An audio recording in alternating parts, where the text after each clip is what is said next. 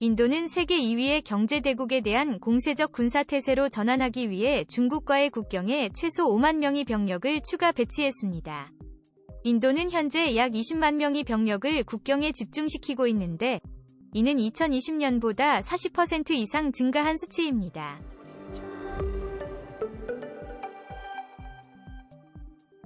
비록 두 나라가 1962년에 히말라야 산맥에서 싸웠지만 오랜 경쟁국들이 카슈미르 분쟁 지역을 놓고 3번의 전쟁을 치르면서 영국이 아대륙을 떠난 이후로 인도의 전략적 초점은 주로 파키스탄이었습니다. 그러나 지난해 수십 년 만에 가장 치명적인 인도와 중국의 전투 이후 나렌드라 모디 총리 정부는 이슬람아바드와의 긴장을 완화시키고 주로 중국에 대응하기 위해 노력해왔습니다. 두 나라를 갈라놓는 히말라야 산맥의 금지 구역을 따라 공식적으로 협상된 국경은 없지만 휴전협정은 2.100 마일의 실제 통제선을 구축했습니다. 그 이후로 불안한 평화가 유지되었습니다. 하지만 폭력의 불길이 치솟을 때마다 세계는 걱정스럽게 지켜보고 있습니다.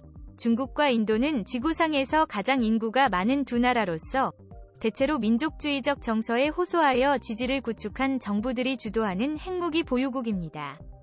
최근 몇 달 동안 긴장감이 병사들 사이의 싸움으로 번졌습니다.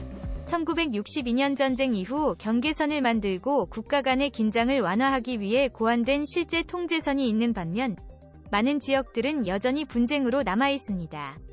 중국과 인도 모두 도로, 전화선, 그리고 공습과 같은 기반시설을 구축하고 정기적인 순찰에 군대를 파견함으로써 그들의 주장을 밀어붙였습니다. 이 경계선은 라다크라고 알려진 지역을 관통합니다. 카슈미르의 일부이지만 이 지역에 덜 알려진 불교 지역에 위치하고 있습니다.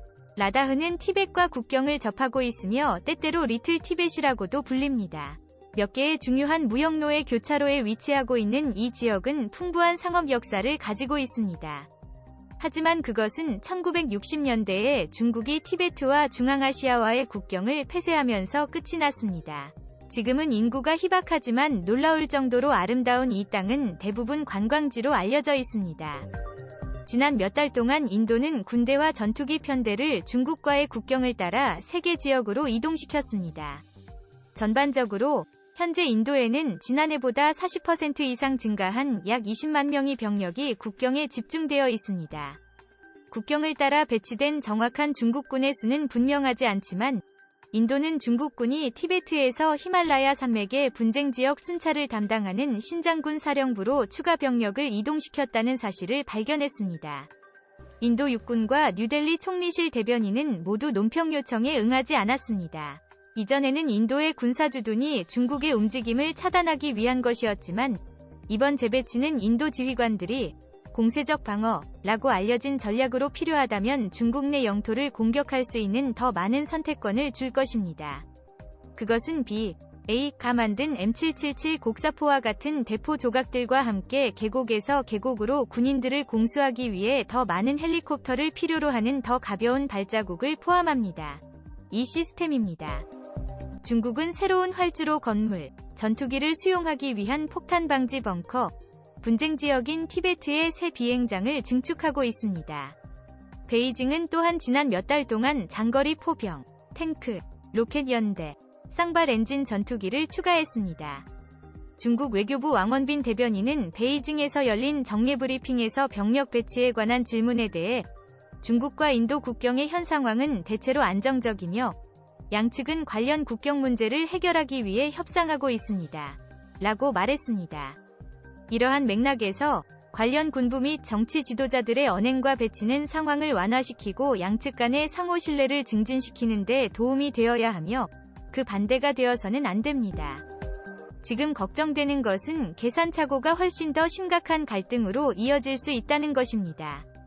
최근 몇 차례 있었던 중국과의 군사외교회담은 수십 년 동안 국경을 따라 만연해 있던 조용한 현상으로 돌아가는 방향으로 최소한의 진전을 이루었습니다.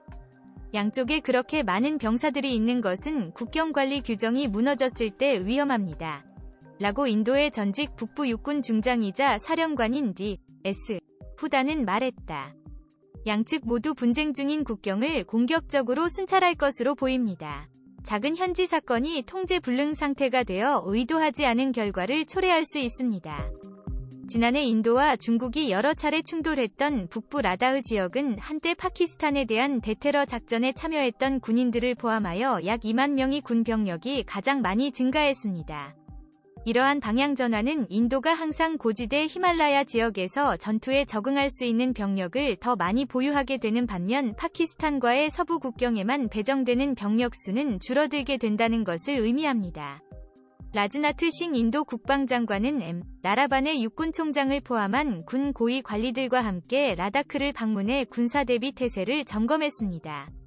싱 총리가 이 지역을 방문한 것은 지난 2월 해발 약 14,000피트의 빙하 호수인 팡공 트소 강둑에서 인도군과 중국군이 철수한 이후 처음입니다.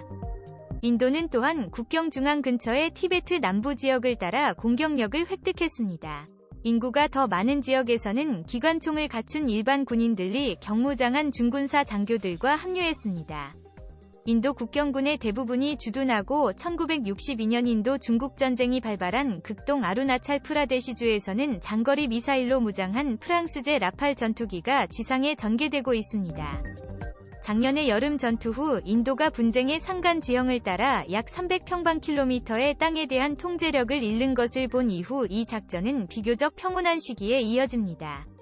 6월에 있었던 최악의 충돌은 20명이 인도인들과 4명이 중국 군인들을 죽게 만들었어요.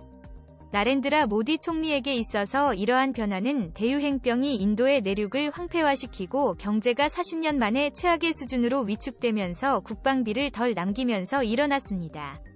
이와 동시에 인도는 중국에 대한 영향력을 확보하기 위해 동료 쿼드 파트너인 미국, 일본 및 호주와 보안 협력을 강화하고 있습니다.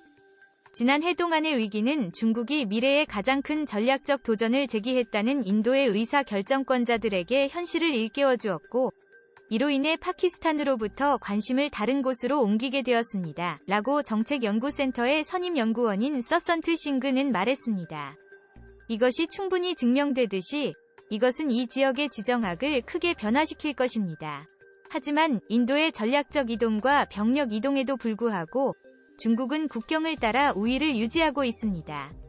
경제적, 군사적 비대칭성은 그대로 유지될 것입니다. 라고 그녀가 말했습니다. 그리고 인도가 이러한 비대칭을 해소하기 위해서는 갈 길이 멉니다.